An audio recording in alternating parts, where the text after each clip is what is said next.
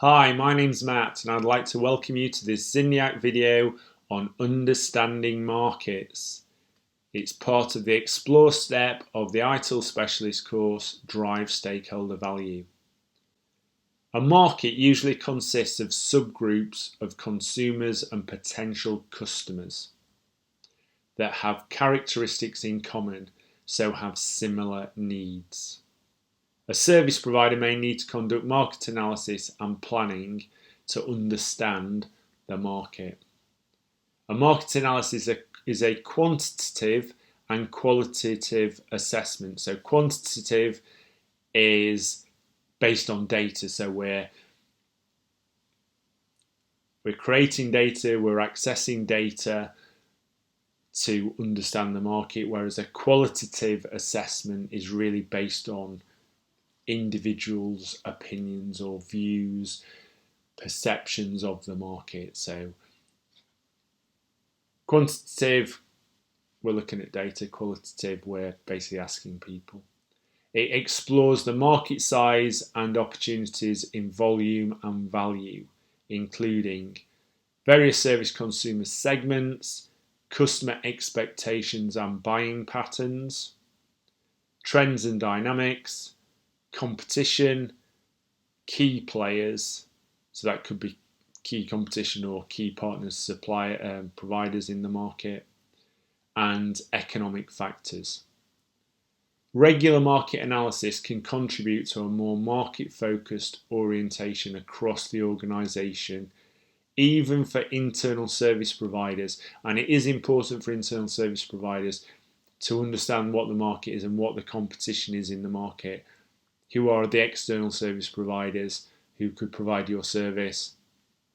And how do we as an internal service provider differentiate ourselves? How are we better?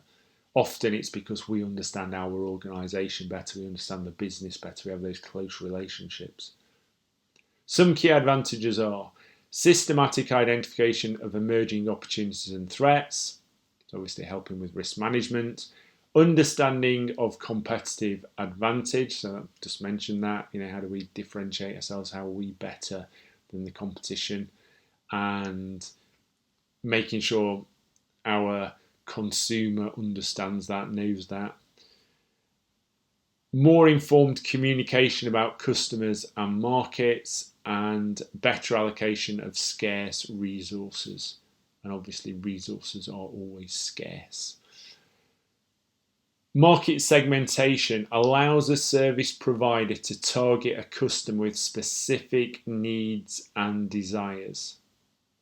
It is important that service providers understand the reasons behind decisions customers make.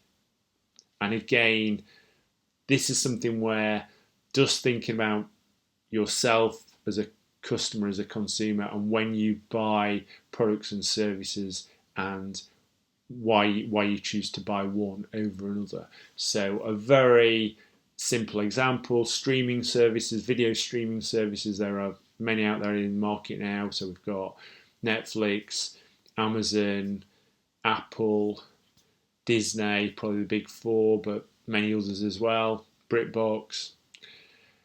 And then you've got, like satellite TV and stuff where you can, you've got BT. So in the UK, you've got BT, you've got Sky, and one of the segments that you would look at is, are you interested in sport? So if you're interested in sport, then Sky and BT are your main sources for sport, with a bit on Amazon. So Amazon does a bit of tennis, a bit of football. They're starting to do a bit more.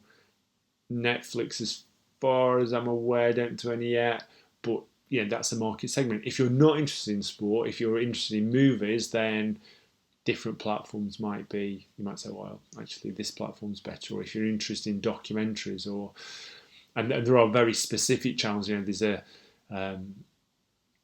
number of history channels, I think. So if you're interested in history documentaries, there are a number of specific channels you might choose from for that segment. So it's really understanding those different segments within the market and who's providing and which ones we want to play in as a provider. Generally, 3 factors identify different market segments. Homogeneity, or common needs within a segment. So, I was talking about that, common needs that I want to watch football, I want to watch sport, or I want to watch films, or I want to watch documentaries, whatever that might be.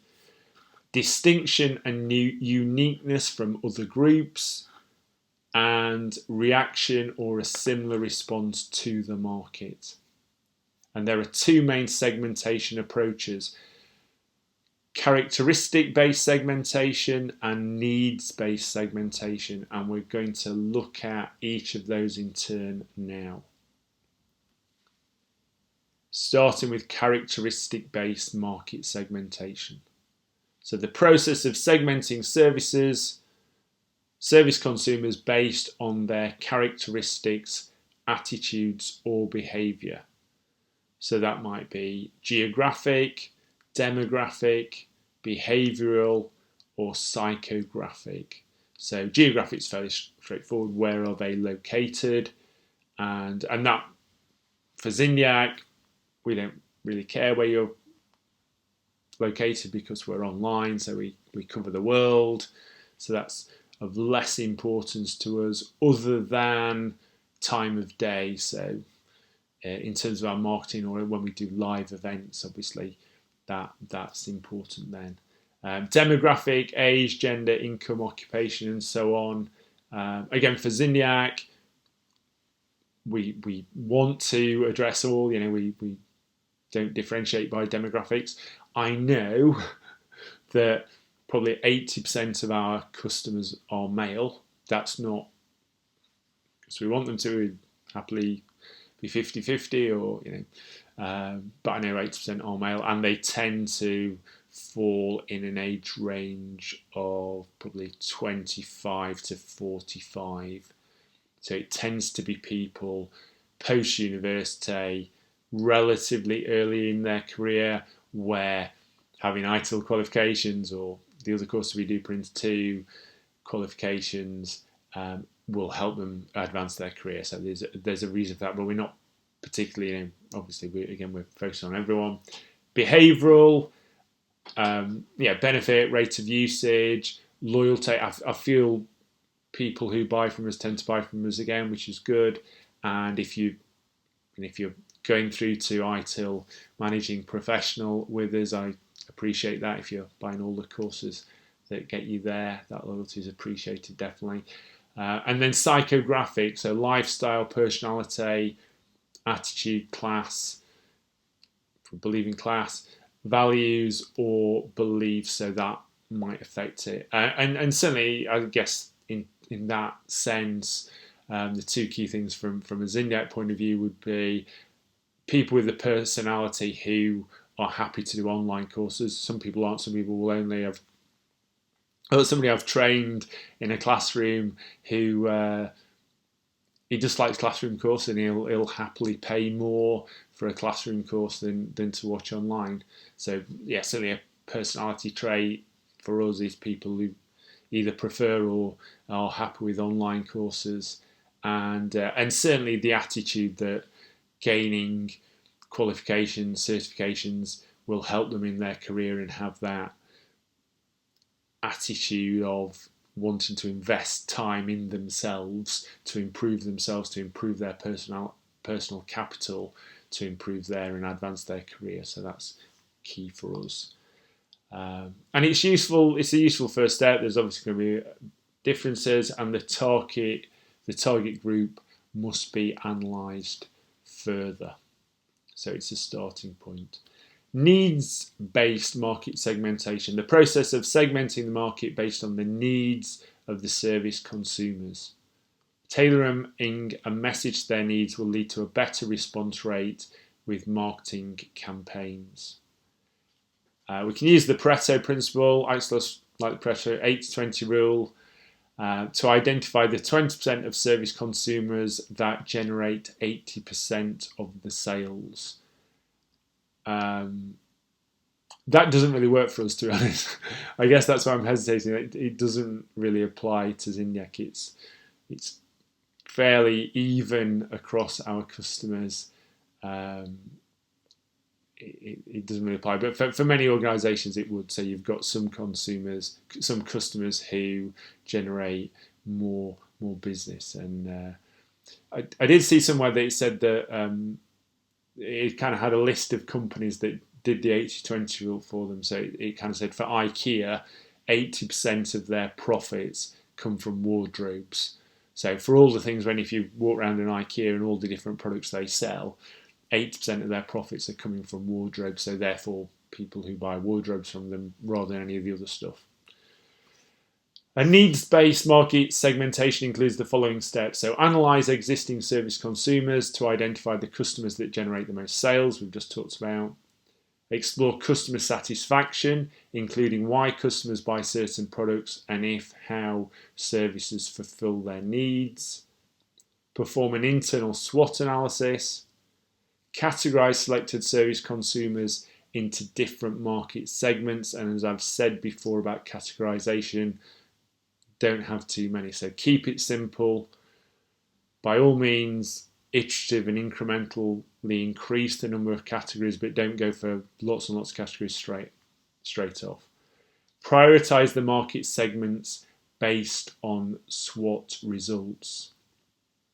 And I suppose, for us, in terms of that, going back to the geographic, there are certain geographies that tend to buy training courses more. So we do have some geographical focus in terms of our marketing. So we do market towards geographies that seem to buy more training courses. I think some of that is, for us, it's basically US. Our key markets are US, UK, India, Australia, and then Germany probably. Sometimes Canada, sometimes Holland, but they kind of vary a little bit, number 5. But certainly top 3 are definitely US, UK, India, and Australia. And obviously English is a predominant language in all those 4 geographies, and I'm sure that's a big part of it because we only do training courses in English. So there you go. Because needs-based market segmentation may require extensive investigation, each service provider should focus on a few market segments. Yes. So we do occasionally get customers from other geographies. We've over 100 different countries, Spain, Italy, Portugal, various others, where maybe English isn't the first language, but we don't focus on them. And obviously anyone who needs training in a language other than English isn't there. If that's their need, they're not going to come to us. This should result in the ability to build a good relationship with a prototype customer and explore their needs further. Identifying and analysing service consumers. So we need to analyse current and potential service consumers for the market is possible, but it may be more efficient to explore a segment. So rather than trying to hit the whole market, just focus down on a segment. A useful approach is to understand why service consumers select a product or service. This helps service providers to identify potential customers and to develop products and services that align with what service consumers need. So to give you an example, right now I'm recording this training course on a MacBook and with my iPhone, so the video is the iPhone and I'm actually using the microphone in the MacBook to do the audio. I've tried lots of other microphones, but this combination seems to work best at the moment. And the reason I bought this MacBook is it doesn't have a fan. So it's a fanless MacBook, so it's completely silent. So there's no risk of a fan noise in the background annoying you. So hopefully the audio is reasonable. And the reason I use the microphone in the MacBook, the software I use to record is actually streaming software. So obviously I'm not streaming, I'm just recording to my hard drive rather than streaming live. But it seems to have the best audio processing. So where I've used better microphones that pick up more noise, you need really advanced audio processing to deal with that, and it takes longer. So in terms of getting a course out to you of a hopefully acceptable quality, this seems to be the best compromise solution for me at the moment. And that's what we're understanding. Why we buy different things. So I bought this laptop for that reason. I bought the streaming software for that reason, because it allows me not just to stream but to record videos and at a decent quality. Another approach is to use predictive analysis, for example, cognitive technologies such as machine learning, based on historical market data and service consumer data. This includes demographics, buying behaviour, conversion, retention, churn, upsell, cross-sell, organisations with attributes similar to existing customers. And certainly where I've used that in the past is with revenue management systems, where they take in that data and they basically predict demand and then adjust price to fill capacity based on the predicted demand, based on particularly on historical market data.